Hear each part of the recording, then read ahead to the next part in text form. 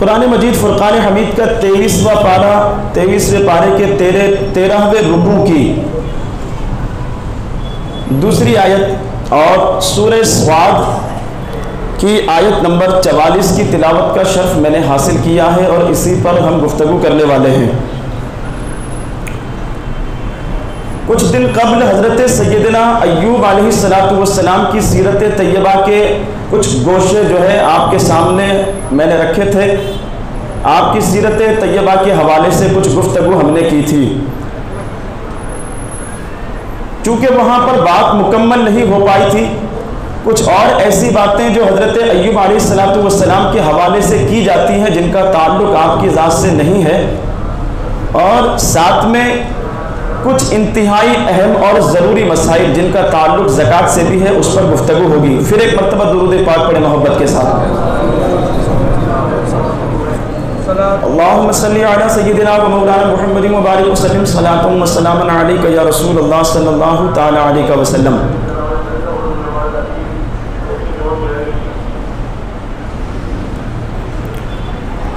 حضرت سیدنا ایوب علیہ السلام اللہ کے برگزیدہ نبیوں میں سے ایک۔ سورہ انبیاء میں ان کا تذکرہ سورہ انبیاء کی آیتوں کے حوالے سے آپ نے سماعت کیا۔ آج سورہ صاد کی کچھ آیتیں ہم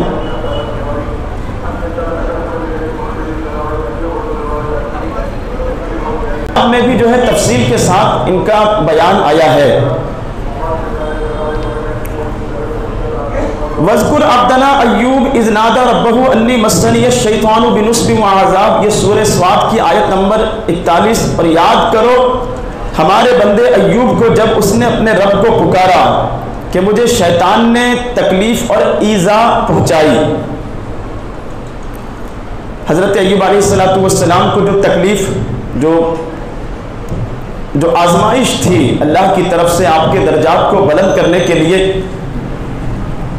کہ کافی سال جو ہے آپ بیماری میں مبتلا رہے، اور پھر اللہ تبارک و تعالیٰ نے آپ کو شفا عطا فرمائی۔ بیماری کے حوالے سے مفسرین کرام کی دلائل کے ساتھ میں کلیئر کر چکا ہوں کہ جو کہا جاتا ہے حضرت ایوب علیہ السلام کے حوالے سے، یا جو چھوٹی موٹی کتابیں جو مارکیٹ میں چھپی ہوتی ہیں صبر ایوب وغیرہ کے نام سے، اس میں یہ لکھا ہوا آپ کو ملے گا کہ حضرت ایوب علیہ السلام کو کوڑ کی بیماری ہو گئی تھی۔ نعوذ باللہ، یہ غلط ہے۔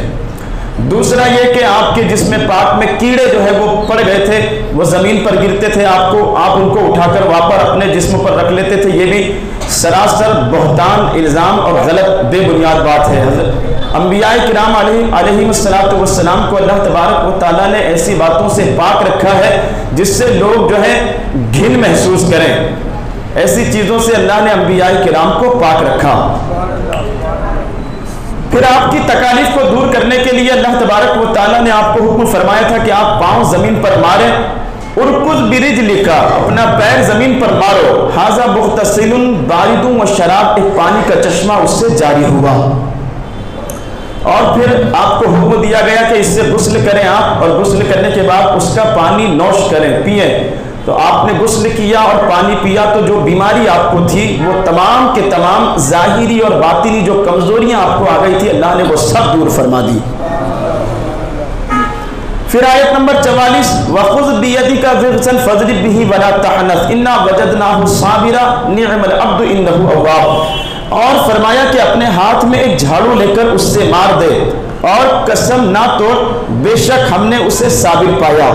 اِنَّا وَجَدْنَاهُ صَابِرًا، بے شک ہم نے اسے صابر پایا۔ نِعْمَ الْعَبْدُ إِنَّهُ أَوَّابٌ، کیا اچھا بندہ، بے شک وہ بہت رجوع لانے والا۔ اس آیت پاک میں حضرت سیدنا ایوب علیہ السلام کی اہلیہ کا تذکرہ ہے، اور میں آپ کو بتا چکا ہوں کہ حضرت ایوب علیہ السلام کی جو اہلیہ تھی وہ ان کا نام پاک جو ہے رحمت بنت افراہیم یا میشا بنت یوسف، حضرت سیدنا یوسف علیہ السلام کی اولاد میں سے تھی۔ لوگ عوام میں جو ہے اس حضرت ایوب علیہ السلام کی اہلیہ کو لے کر بھی بے بنیاد باتیں کرتے ہیں کہ حضرت ایوب علیہ السلام کی جو اہلیہ تھی، ایک مرتبہ جو ہے وہ گھر سے باہر تشریف لے گئی تو جو بے بنیاد بات آپ کے حوالے سے مشہور ہے کہ ابلیس نے آپ کو، شیطان نے جو ہے کہ انسانی شکل میں آ کر روکا اور نعوذ باللہ من ذالک یہ کہ آپ کو جو ہے وہ گوشت دیا اور وہ خنزیر کا تھا، اور وہ اس نے کہا تھا کہ لے جا کر اپنے شوہر کو کھلا دو، اس سے وہ تندرست ہو جائیں گے اور ان کی بیماری ختم ہو جائے گی۔ یہ سراسر جھوٹ ہے، سراسر بہتان ہے اور سراسر جو ہے یہ غلط ہے، سچائی سے اس کا کوئی لینا دینا نہیں ہے، کوئی تعلق نہیں ہے۔ حقیقت کیا ہے؟ مفسرین کرام بیان کرتے ہیں کہ آپ کی بیماری کے زمانے میں، حضرت ایوب علیہ السلام کی بیماری کے زمانے میں آپ کی جو اہلیہ تھی وہ محنت و مزدوری کر کے آپ کے لیے آپ کی ضرورتوں کا انتظام کرتی تھی۔ ایک مرتبہ یہ ہوا کہ وہ کہیں باہر تشریف لے گئی تو کافی دیر کے بعد وہ واپس آئی۔ اس پر حضرت ایوب علیہ السلام نے قسم کھائی کہ میں تندرست ہونے کے بعد تمہیں 100 کوڑے ماروں گا، کہ بغیر اجازت تم باہر اتنی دیر کیسے ٹھہری رہی۔ تو جب حضرت ایوب علیہ السلام صحت یاب ہوئے تو اللہ تبارک و تعالیٰ نے حکم دیا کہ آپ انہیں 100 کوڑے نہ ماریں، کیونکہ انتہائی فرما بردار تھی، اور ظاہر سی بات ہے کہ 100 کوڑے مارنے کے بعد جو ہے پھر کسی انسان کا زندہ بچنا مشکل ہے۔ زندہ بچ بھی جائے اگر تو 100 کوڑے لگنے کے بعد میں کیا حالت ہوگی اس کا آپ اندازہ لگا سکتے ہیں۔ بلکہ اللہ تبارک و تعالیٰ نے ایک ہیلے کے ذریعے سے، ایک بہانے کے ذریعے سے جو ہے ان کو حکم دیا کہ آپ جو ہے ایک جھاڑو لیں جس میں 100 ٹہنیاں ہوں، 100، اور پھر وہ ان کو مار دیں آہستہ سے۔ اس سے یہ ہوگا کہ آپ کی قسم بھی نہیں ٹوٹے گی اور آپ کو 100 کوڑے بھی نہیں مارنے پڑیں گے۔ چنانچہ حضرت ایوب علیہ السلام نے 100 ٹہنیوں والا ایک جھاڑو لے کر اپنی زوجہ کو ایک مرتبہ مار دیا۔ تفسیر بیضاوی میں، تفسیر جلالین وغیرہ میں جو تفاسیر کی بڑی بڑی معتبر کتابیں ہیں علماء اہل سنت اور مفسرین اہل سنت کی لکھی ہوئی، اس میں اس طریقے سے یہ واقعہ لکھا گیا ہے۔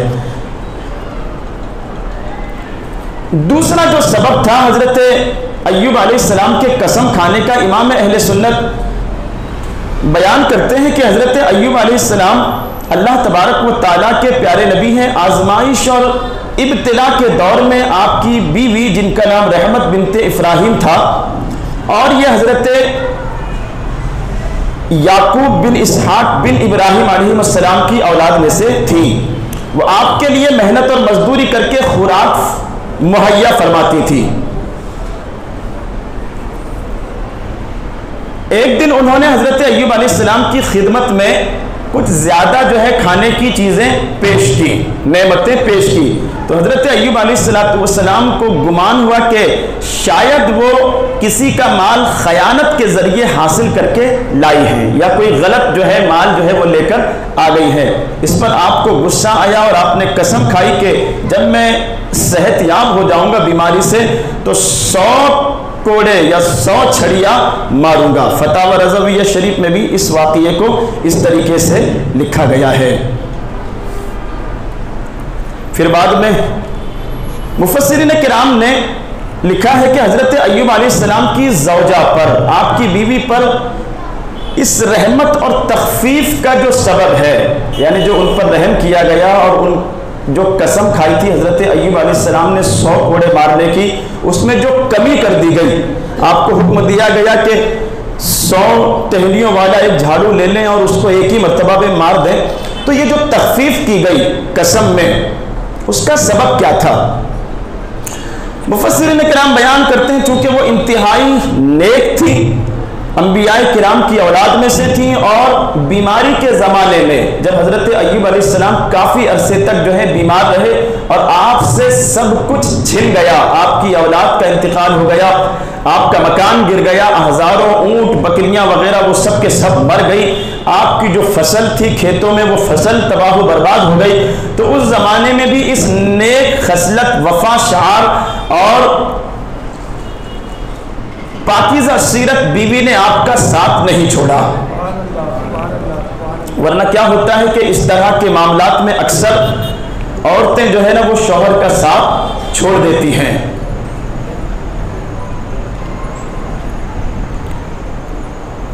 लेकिन उन्होंने बीमारी के ज़माने में भी और परेशानी का वो जो दौर था आप पर, उस पर भी अपने शौहर का साथ नहीं छोड़ा, बल्कि वो हर तरीके से आपकी खिदमत करती रही। इतना ही रही, यहाँ मुफस्सिरीन किराम ने लिखा है कि वो हज़रत अय्यूब अलैहिस्सलातु वस्सलाम के लिए खाने पीने का इंतज़ाम भी करती थी, मेहनत तो मजदूरी करती थी।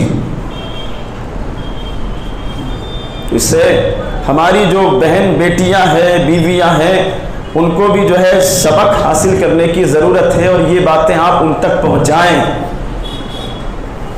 अपनी बच्चियों को भी जो है इस तरह की तालीम व तलक़ीन करें कि अपने शौहर का वो ख्याल रखें, इसलिए कि अहादीस में है शौहर को खुश रखना भी बीवी के लिए निहायत सवाब का काम है। शौहर अगर जालिम भी हो, ज़्यादती करने वाला भी हो, गुस्से वाला भी हो, बदमिजाज भी हो, और फिर अगर बीवी अगर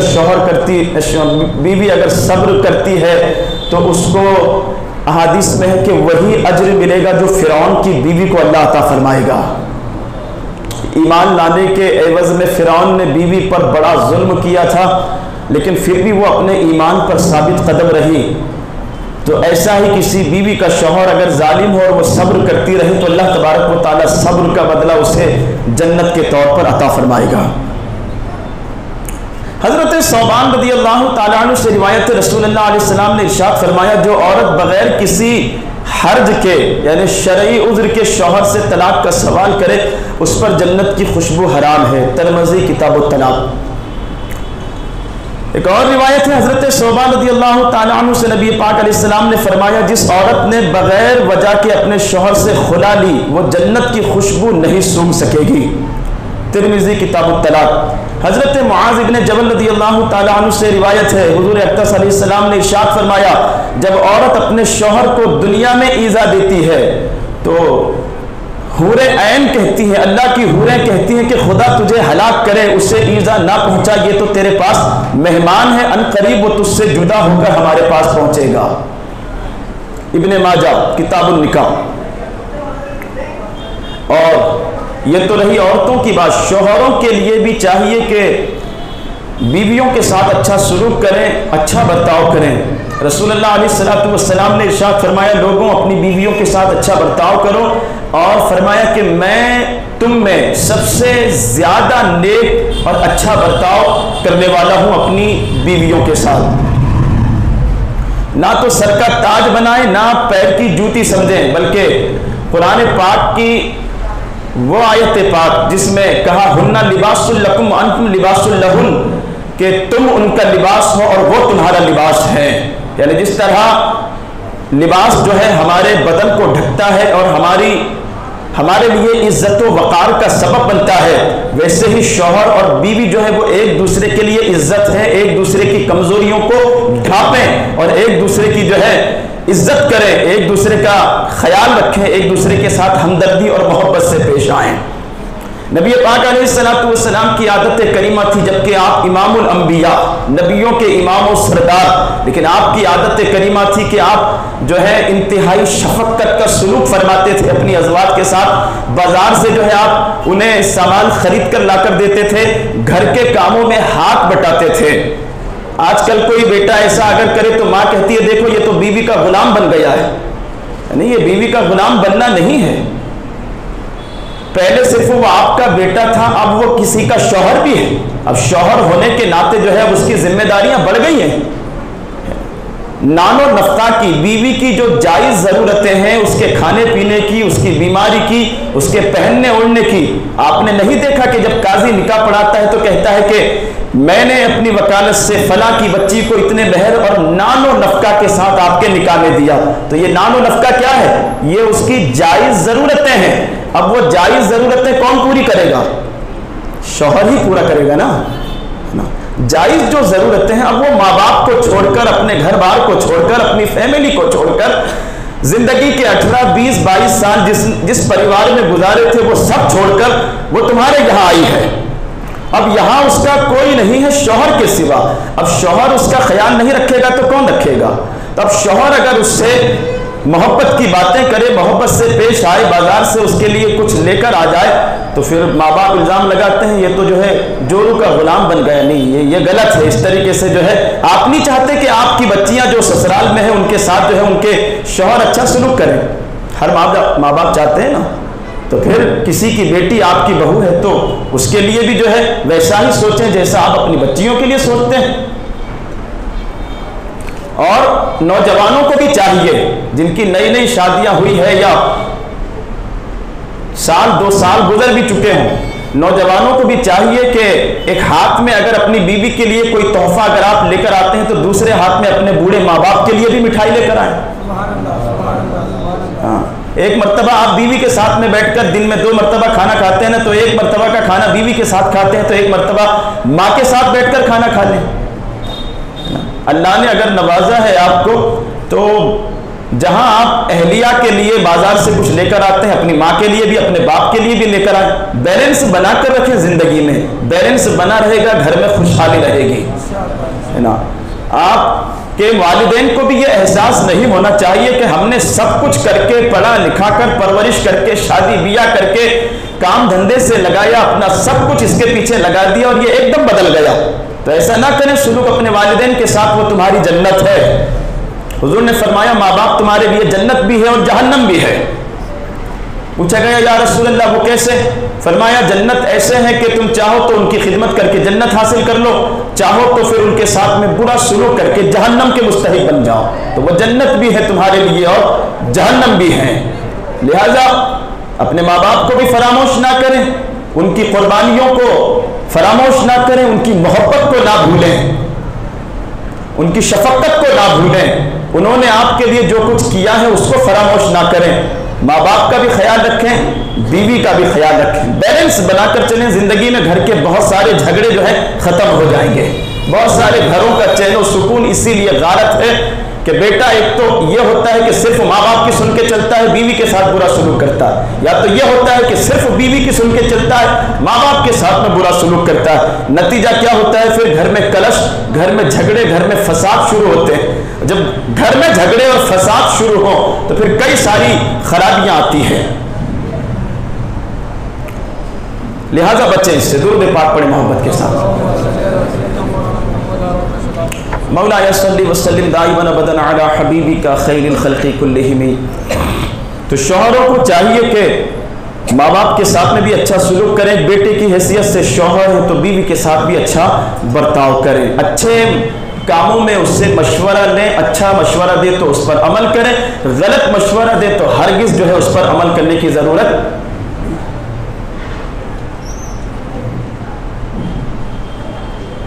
اور اپنی بچیوں کو تعلیم دیں، تلقین کریں کہ وہ اپنے شوہروں کے ساتھ اچھی طرح پیش آئے. اس لیے کہ اللہ کے حبیب نے فرمایا اگر میں خدا کے علاوہ کسی اور کو سجدہ کرنے کی اجازت دیتا تو بیویوں کو حکم دیتا کہ وہ اپنے شوہروں کو سجدہ کرے.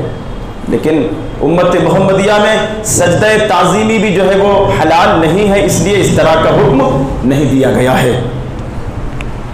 ایک اور مسئلہ جو اس پوری بحث کے بعد یا سورہ سعد کی آیت نمبر 44 پارہ 23 رکوع نمبر 13 کی یہ آیت ہے، ایک اور جو بڑا مسئلہ ہمیں یہاں سے ملتا ہے وہ ہے شرعی ہیلہ. شرعی ہیلہ کسے کہتے ہیں؟ کوئی ایسا کام یا کوئی ایسی چیز جو آپ کے لیے حلال نہیں تھی. شرعی ہیلہ یعنی ایسا کام آپ نے کیا کہ جس کے بعد وہ چیز آپ کے لیے حلال ہو گئی. اور شرعی ہیلے کا ثبوت یہاں سے ملتا ہے قرآن پاک کی. حضرت ایوب علیہ السلام نے قسم کھائی تھی 100 چھڑیاں ماروں گا یا 100 کوڑے ماروں گا. بعد میں جو ہے آپ کو حکم دیا گیا کہ آپ ایسا مت کرو، بلکہ ایک جھاڑو جس میں 100 جو ہے وہ کاڑیاں ہوں، ٹہنیاں ہوں، وہ لے کر ہلکے ہاتھ سے مار دو تو قسم بھی پوری ہو جائے گی اور بیوی کو بھی جو ہے آپ کی تکلیف نہیں پہنچے گی. تو یہ شرعی ہیلہ ہوا. مفسرین کرام، فقہاء کرام نے اس آیت سے شرعی ہیلوں کے جواز پر استدلال کیا. چنانچہ فتاوی عالمگیری میں ہے۔ جو ہیلا کسی کا حق مارنے یا اس میں شک پیدا کرنے یا باطل کرنے سے فریب دینے کے لیے کیا جائے وہ مکروہ ہے، اور جو ہیلا اس لیے کیا جائے کہ آدمی حرام سے بچ جائے یا حلال کو حاصل کر لے وہ جو ہے اچھا ہے، وہ جائز ہے۔ البتہ یاد رہے کہ شرعی ہیلے کے معاملے میں جو علماء کرام ہیں، جو مسائل جانتے ہیں یا جو مفتیان کرام ہیں، ان سے رہنمائی لیے بغیر عوام الناس، عام لوگ جو ہے کوئی ہیلا نہ کریں، اس لیے کہ بعض ہیلوں کی شرعی طور پر اجازت ہی نہیں ہوتی ہے، اور بعض اوقات میں ہیلا کرنے میں ایسی غلطی ہو سکتی ہے آپ سے جس کی وجہ سے وہ ہیلا درست ہی نہ ہو۔ اب آپ سمجھ رہے ہوں گے یہ ہیلا ہیلا ہیلا جو لفظ بار بار دہرایا جا رہا ہے کیا مطلب ہوتا ہے؟ شرعی ہیلے کا ایک مثال کے ذریعے میں آپ کو یہ مسئلہ کلیئر سمجھا دیتا ہوں۔ زکوٰۃ کے جو مصارف ہیں وہ کئی موقعوں پر آپ سن چکے ہیں، فقراء، مساکین وغیرہ۔ اللہ کے حبیب علیہ السلام نے فرمایا تمہاری زکوٰۃ کا سب سے پہلا حقدار جو ہے وہ تمہارا بھائی ہے، تمہارے گھر والے ہیں، اگر وہ مستحق ہوں۔ لوگ پوچھتے ہیں بھائی کو زکوٰۃ دے سکتے ہیں کہ نہیں دے سکتے؟ سب سے پہلا مستحق ہی بھائی ہے، احادیث کے حوالے سے، پھر بھائی کی اولاد، پھر بہن کی اولاد، پھر چاچا، پھر اس کی اولاد، پھر پھوپھی اس کی اولاد، خالہ خالو ان کی اولاد، یہ جو قریبی رشتہ دار ہیں یہ سب سے پہلے مستحق اور حقدار بنتے ہیں زکوٰۃ کے۔ اگر وہ شرعی طور پر واقعی میں جو ہے وہ فقیر ہوں، مسکین ہوں، کچھ نہیں ہو تب ٹھیک ہے۔ اس کے بعد اللہ کے حبیب علیہ السلام نے فرمایا پھر تمہارا پڑوسی اگر وہ محتاج ہے تو زکوٰۃ کا دوسرا حق اس کا بنتا ہے۔ پہلے گھر والوں کے بعد بولتے جاؤ پڑوسی، یہ دوسرا حقدار ہوا۔ اور پڑوس میں معلوم ہے کتنے لوگ آتے ہیں؟ پڑوس میں آپ کے سامنے، پیچھے، دائیں بائیں، ہاں یہ چاروں سمت کے کئی گھر جو ہے وہ پڑوس میں آتے ہیں۔ فقہاء کرام نے 40 گھر لکھا ہے، واللہ اعلم بالصواب۔ پڑوسیوں کے بعد اہل محلہ، تیسرا حق بنتا ہے محلے کے لوگوں کا، چوتھا حق شہر کے لوگوں کا، اور یہ 4 حق ادا کرنے کے بعد پھر بچتا ہے تو پھر آپ آگے بڑھو ٹھیک ہے۔ لیکن مان لیجئے کہ آپ کی فیملی میں بھائی بہن، پھوپا پھوپھی، خالہ خالو وغیرہ، ماموں ممانی، چاچا چاچی وغیرہ کوئی بھی جو ہے وہ غریب محتاج فقیر تنگ دست مفلس نہیں ہے نا۔ اب زکوٰۃ کہاں دے؟ تو میں پچھلے جمعہ میں مدارس کے حوالے سے زکوٰۃ کو لے کر مسئلہ کلیئر کر چکا ہوں۔ ابتدا میں مدارس کے لیے زکوٰۃ جو فہرست ہے، جو تفصیل ہے، اس میں مدارس کا تذکرہ نہیں ہے، لیکن اب چونکہ بغیر زکوٰۃ کے مدارس کو قائم رکھنا، وہاں خورد و نوش، کھانے پینے کے لیے بچوں کا انتظام کرنا یا مدرسین کی تنخواہ وغیرہ اب آسان نہیں ہے، یا کوئی ذرائع نہ ہو مدارس کے پاس، یعنی کوئی ملکیت، کوئی پراپرٹی، کھیت باڑی وغیرہ اگر ہو کہ جس سے وہ خرچ چلا سکتے ہیں تو ان کو بھی اجازت نہیں ہے۔ لیکن یہ بھی نہیں ہے تو پھر شرعی ہیلا یہاں اختیار کیا جاتا ہے۔ شرعی ہیلا کیا ہے؟ ڈائریکٹ مدارس والے بھی زکوٰۃ نہیں لے سکتے۔ میں ایسا دارالعلوم غوثیہ والے ناراض نہ ہوں، میں مسئلے کی بات کر رہا ہوں، یہ سب اس کی زد میں آتے ہیں، سب کے لیے ڈائریکٹ وہ بھی نہیں لے سکتے ہیں۔ شرعی ہیلا اس کے لیے بنتا ہے۔ شرعی ہیلا کیا بنتا ہے؟ شرعی ہیلا یہ ہے کہ جو زکوٰۃ کا پیسہ آپ کے پاس آیا ہے، آپ اس کو کیا کریں گے؟ آپ وہ سارا پیسہ اٹھا کر جو زکوٰۃ کے مستحق لوگ ہیں ان میں سے کسی ایک کو پکڑا دیا آپ نے، یہ لو بھیا سنبھالو، آپ اس کے مالک ہو، یہ ہمارے پاس زکوٰۃ کی اتنی رقم آئی ہے، یہ ہم آپ کو دیتے ہیں۔ کس کو دیں گے؟ جو شرعی مستحق ہو، فقیر ہو، مسکین ہو، غریب ہو، اس کو دیں گے کہ یہ ہم آپ کے سپرد کرتے ہیں۔ کر دیا اس کے سپرد، اب وہ اس کا مالک بن گیا۔ اب اس سے کہیں گے کہ آپ اپنی خوشی سے، آپ اپنی مرضی سے اس میں سے جو رکھنا چاہو رکھ لو، باقی ہم کو دے دو مدرسے کے لیے۔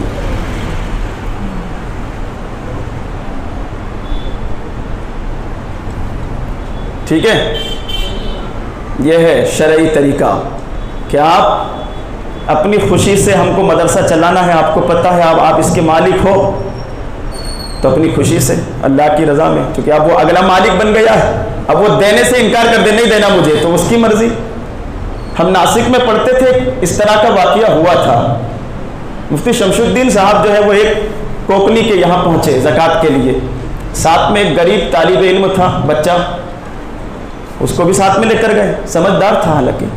اب وہ اگلے نے کیا کیا، لاکھوں روپئے اٹھائے اور کہا یہ زکوٰۃ کے ہیں، میں تم کو مالک بناتا ہوں۔ اس کو ایک طالب علم کو جو واقعی میں غریب تھا، اب اس نے کیا کیا، مالک بن گیا۔ تو مالک بننے کے بعد وہ سارا پیسہ اس نے اٹھایا اور مفتی شمس الدین صاحب سے کہتا حضرت یہ لو میں آپ کو دیتا ہوں۔ ادھر وہ کوکنی وہ پریشان رہے، یہ کیا کر رہے ہو؟ کہ بھیا میں نے تم کو مالک بنایا ہے لیکن میرا بھی تو خیال رکھو۔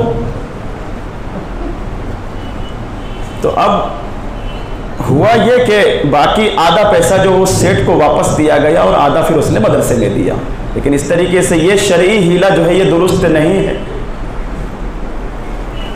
درست وہاں ہوگا جہاں وہ اپنی مرضی سے، اگلا جو ہے اپنی خوشی سے دے دے، اس کو آپ پھر مجبور نہیں کر سکتے۔ لیکن آج کل یہ دیکھنے میں آ رہا ہے، میں مسئلے بتا رہا ہوں، کوئی اس کو اپنے اوپر نہ لے۔ بہت سارے بھارت میں ایسے چھوٹے چھوٹے مکتب وغیرہ ہیں جہاں پر بچوں کے کھانے پینے کا انتظام نہیں ہوتا ہے، جہاں وہ بچے نہیں رکھے جاتے جہاں جن کے کھانے پینے کا دارالعلوم کو انتظام کرنا پڑتا ہو، صرف مکتب ہے۔ بہت سارے ایسے چل رہے ہیں، اپنے علاقے سے بھی لوگ یہاں آتے ہیں۔ میں نے پوچھا ہے ان سے کہ کیا تمہارے یہاں باہر کے طلبہ ہیں، ان کے کھانے پینے کا انتظام ہوتا ہے؟ وہ کہتے ہیں نہیں ہوتا ہے، لیکن وہ آتے ہیں۔ تو وہ بھی سمجھ لیں اچھی طریقے سے کان کھول کر، صرف مدرسین کی تنخواہ کے لیے یا چھوٹے چھوٹے مکتب کے لیے زکوٰۃ نہیں لے سکتے، اور لی ہے اگر تو وہ شرعی ہیلے پر عمل کیے بغیر وہ پیسہ آپ نہیں دے سکتے، پھر وہ آپ کے لیے حلال نہیں ہوگا۔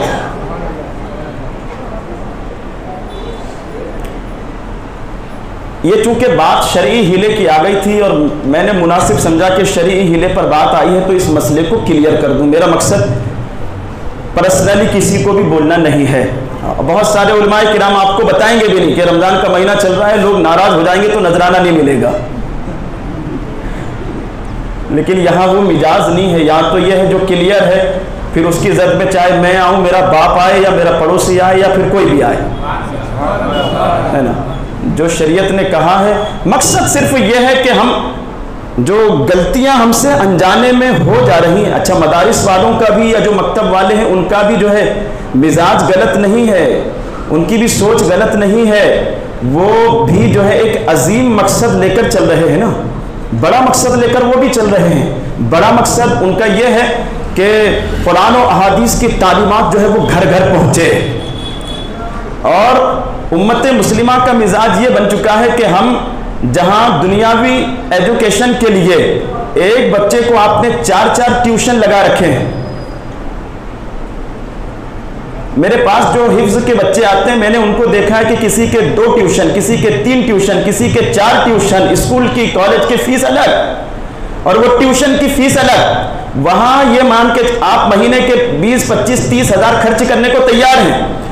دارالعلوم یا مدرسے والوں نے اگر فیس لگا دی کہ آپ کو جو ہے فیس دینا پڑے گی 100, 150, 200 روپئے، جبکہ تبلیغی والے لے رہے ہیں، میں نے دیکھا ہے سیندوا میں تبلیغی جماعت کے لوگ لے رہے ہیں، قاعدے والوں کی الگ، ناظرے والوں کی الگ، حفظ والوں کی الگ، اور وہاں خوشی سے لوگ دے رہے ہیں۔ لیکن ہمارے یہاں اگر اس طرح سے شروع کر دیا جائے نا کہ اب قاعدے والوں کی 100 روپے، ناظرے والوں کی 150، اس کے اوپر والے جو ہے 200، اور جو مسائل ہیں دینیات، نماز روزہ کے پورے طریقے، نماز کس طریقے سے پڑھانا ہے، یہ چیپٹر بھی ہونا چاہیے مدارس میں۔ عام طور سے لوگ بھیجتے ہیں بچوں کو، قاعدہ پڑھ لیا، قرآن ناظرہ پڑھنا آ گیا، سمجھتے آپ ہمارا کام ختم ہو گیا۔ کچھ بھی نہیں آیا آپ کے بچے کو، کچھ نہیں آیا، کام ختم نہیں ہوا۔ ایک سلیبس اور ہونا چاہیے جس میں مکمل پریکٹیکل نماز کا طریقہ تبلیغی لوگ کر رہے ہیں، اور ہمارے یہاں بھی یہ ہونا چاہیے۔ الحمدللہ ہم بھی کوشش کر رہے ہیں اپنے بچوں کو یہ ساری چیزیں سکھانے کی۔ सिर्फ कायदा नाजरा कुरान खत्म कर लिया, लोग कहते हैं मेरे बच्चे का कुरान खत्म हो गया, 2 मरतबा हो गया, क्या आता है उसको? नमाज पढ़ना आता है, वुजू के फराइज पता है, गुस्ल के फराइज पता है, नमाज पढ़ा सकता है वो? ये चीजें भी जरूरी है, ये भी आपको सिखाना पड़ेगा।